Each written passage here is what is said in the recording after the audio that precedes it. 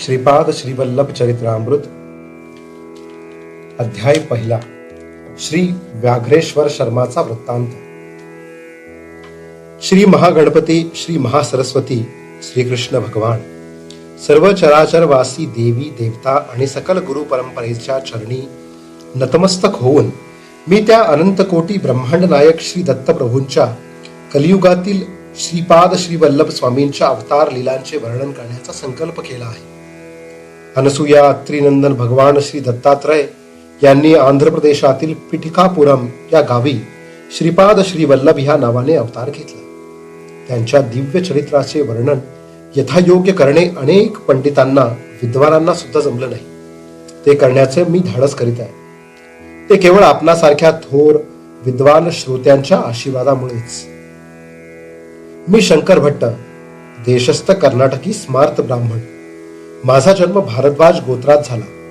मी श्रीकृष्ण दर्शनासाठी उडपी तीर्थस्थानी गेलो असताना तेथील नयन मनोहारी मोर मुकुटधारी कृष्णाने मला मंत्रमुग्ध केले. त्याने मला कन्याकुमारीस जाऊन कन्यका परमेश्वरीचे दर्शन घेण्याची आज्ञा केली. त्याप्रमाणे मी कन्याकुमारीस जाऊन त्रिवेणी सागरात स्नान करून श्री कन्यका देवीचे दर्शन घेतले. मंदिरातील पुजारी मोठ्या भक्तिभावाने देवीची पूजा करीत होता. मी आणलेले लाल फूल त्याने मोठ्या श्रद्धेने देवीस अर्पण केले. देवी अंबा माझ्याकडे मोठ्या स्नेहपूर्ण नजरेने पाहत असल्याचे जाणवले. ती म्हणत होती, शंकरा, तुझ्या अंतरंगातील भक्तिभावावर मी प्रसन्न झाले आहे. तू कुरवपूर क्षेत्रात जा आणि श्रीपाद श्रीवल्लभ स्वामींच्या दर्शनाने आपल्या जीवनाचे सार्थक कर. त्यांच्या दर्शनाने मनाला, अंतरात्म्याला जो आनंदाचा अनुभव येतो तो अवर्णनीय असतो. अंबा मातेचा आशीर्वाद घेऊन मी प्रवास आरंभ केला आणि थोड्या अंतरावर असलेल्या मरुतमलय या गावी येऊन पोहोचलो. लंकेतील राम रावण संग्रामात लक्ष्मणास इंद्रजिताची शक्ती लागून तो अचेतन अवस्थेत असताना श्री हनुमंताने संजीवनी बोटीसाठी द्रोणगिरी पर्वत उचलून आणला होता. लक्ष्मण संजीवनी बोटीने सजीव झाल्यावर हनुमंत तो पर्वत स्वस्थानी घेऊन जात असताना त्याचा एक मोठा तुकडा इथे पडला. त्याचेच नाव मरुत्व मलय असे पडले. हे स्थान अत्यंत रम्य आहे.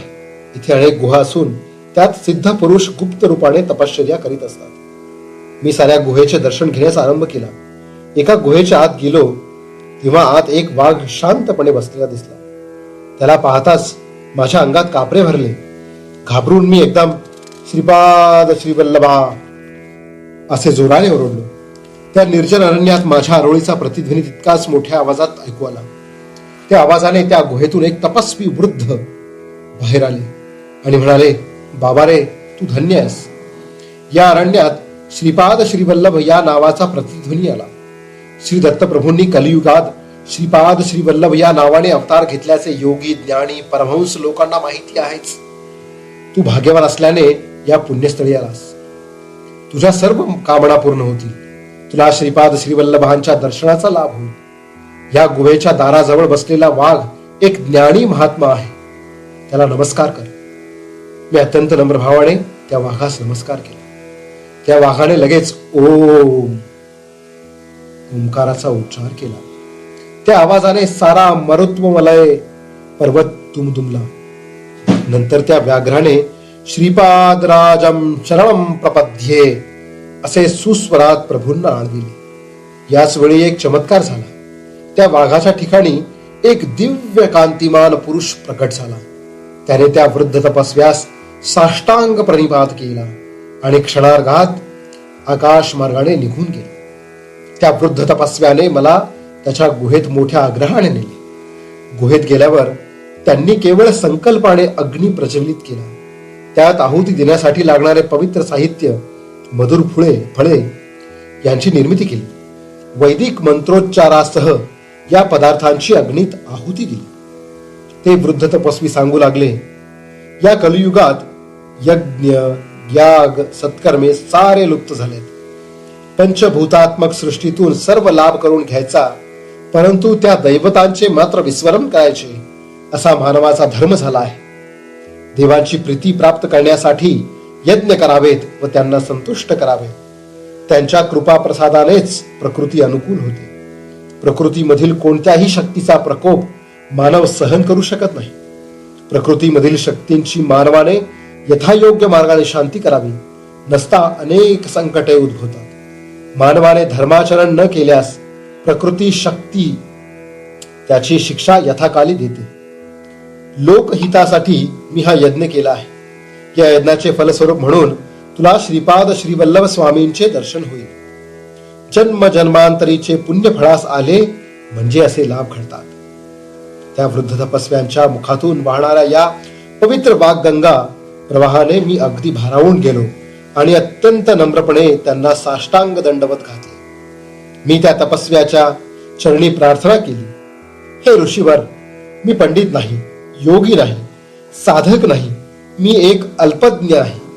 माझ्या मनातील संदेहाची निवृत्ती करून आपण आपला वरद हस्त माझ्या मस्तकी ठेवावा. त्या महापुरुषाने माझ्या शंकेचे समाधान करण्याचा मनोदय दर्शविला. मी म्हटले, हे सिद्ध मुनिवर्या, मी कन्यका देवीचे दर्शन घेताना देवीने सांगितले होते की कुरोपुरी जाऊन श्रीपाद श्रीवल्लभ स्वामींचे दर्शन घ्यावे. मी तेथे जाण्यासाठी निघालो असताना मार्गात आपले व व्याघ्ररूपी महात्म्यांचे दर्शन झाले. ते कोण होते, तसेच दत्तप्रभू म्हणजे कोण, याविषयी कृपया विस्तारपूर्वक सांगावे.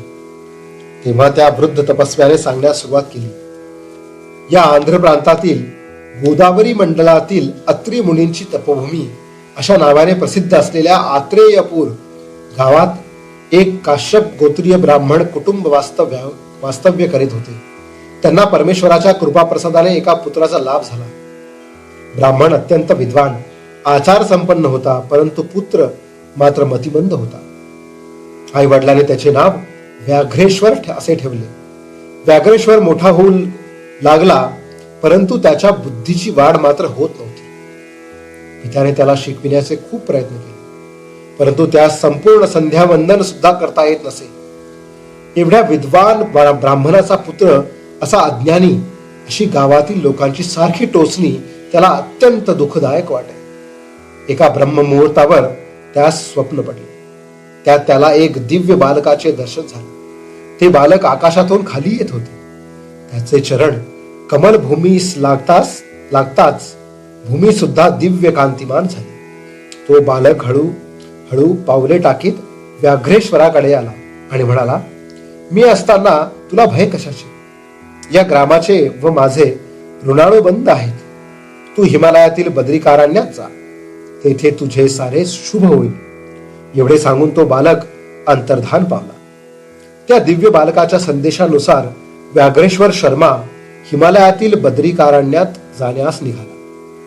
मार्गात त्यास अन्न पाण्याची काहीच अडचण पडली नाही. श्री दत्त कृपेने त्याला वेळेवर अन्न पाणी मिळाले.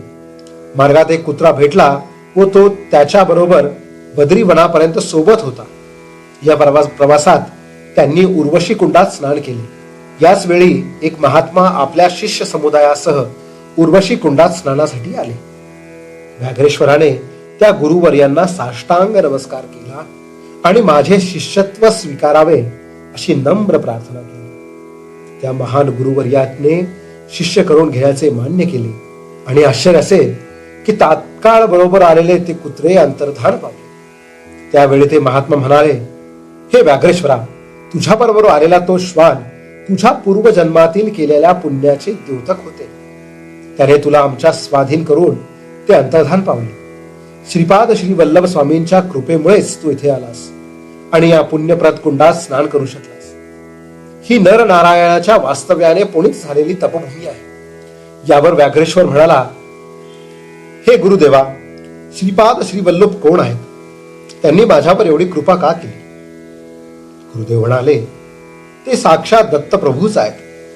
त्रेतायुगात भारद्वाज महर्षींनी सावित्र काठक चयन नावाचा महायज्ञ श्री क्षेत्र पिठिकापुरम येथे संपन्न केला होता. त्या यज्ञ प्रसंगी शिव पार्वतींना आमंत्रित केले होते. त्यावेळी शिवानी महर्षींना आशीर्वाद दिला की तुमच्या कुलामध्ये अनेक महात्मा, सिद्ध पुरुष, योगी पुरुष अवतार घेतील. अनेक जन्मांच्या पुण्य कर्माने दत्तभक्तीचा अंकुर फुटतो व तो पुढे सातत्याने वाढत गेल्यास श्रीपाद श्रीवल्लभ स्वामींचे दर्शन होते. त्यांच्या चरण स्पर्शाचे संभाषणाचे भाग्य लाभते. हे व्याघ्रेश्वरा, तुझ्यावर स्वामींची कृपा झाली आहे. मी आता माझ्या गुरुदेवांचे दर्शनास जात आहे. पुन्हा एका वर्षाने येईल. तुम्ही तुमच्या गुहेत आत्मज्ञान प्राप्तीसाठी तपश्चर्या करावी.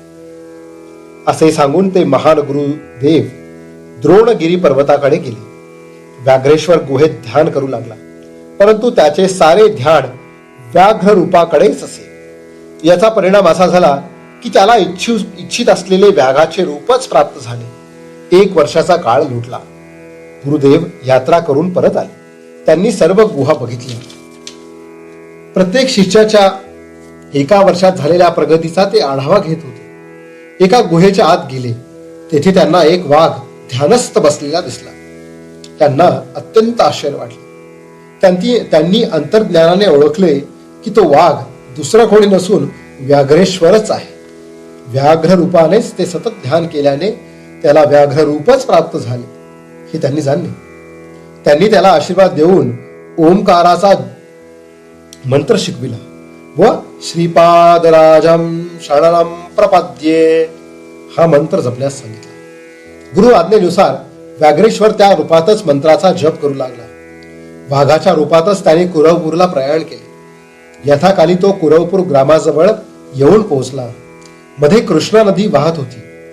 तो अलीकडील तीरावर बसून श्रीपादराजम शरणम प्रपद्ये या मंत्राचा जप करू लागला. श्रीपाद श्रीवल्लभ कुरवपूर ग्रामात आपल्या शिष्यासह बसले होते. ते एकदम उठले आणि माझा परमभक्त मला हाक मारतो आहे म्हणून नदीच्या पैल तीरास येण्यास निघाले. ते पाण्यातून चालताना त्यांच्या पदकमलांची चिन्हे पाण्यावर उमटत होती व ती फारच सुंदर दिसत होती. स्वामी पैल तीरावर पोहोचल्यावर व्याघ्रेश्वराने त्यांच्या दिव्य चरणावर आपले मस्तक ठेवून अत्यंत भक्तिभावाने नमस्कार केला. स्वामींनी अत्यंत आनंदाने त्या वाघाचे मस्तक कुरवाळले व त्यावर स्वार होऊन पाण्यातून ते कुरवपूरला पोहोचले. वाघावर बसून आलेले बघून सर्वांना आश्चर्य वाटले. ते वाघावरून उतरताच त्या वाघाच्या शरीरातून एक दिव्य पुरुष बाहेर आला. त्याने आपल्या देहाचे व्याघ्राजिन म्हणजेच वाघाचे कातडे स्वामींनी आसन म्हणून स्वीकार करावा अशी विनंती केली. तो श्रींच्या चरणी अत्यंत भक्तिभावाने नतमस्तक झाला. त्याचे अष्टभाव जागृत होऊन प्रेमभावाने त्याने स्वामींच्या चरणावर आपले नेत्रातील अश्रूंनी अभिषेक केला.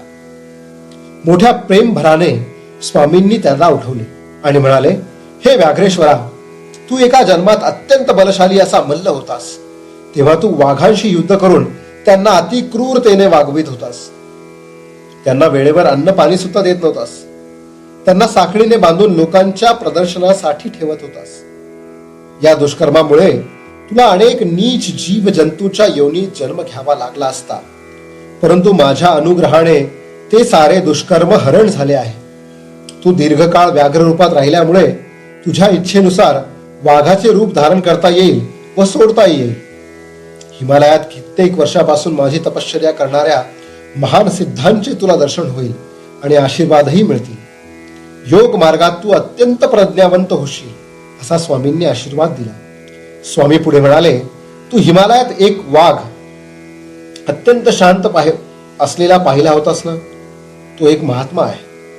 तपश्चर्या करणाऱ्या संत पुरुषांना सामान्य लोक व इतर वन्य प्राण्यांपासून त्रास होऊ नये म्हणून त्याने ते व्याघ्र रूप धारण केले होते व तो त्यांचे संरक्षण करीत होता. गुहेतील तपश्चर्या करणाऱ्या संतांचे परस्पर वर्तमान कळविण्याचे काम सुद्धा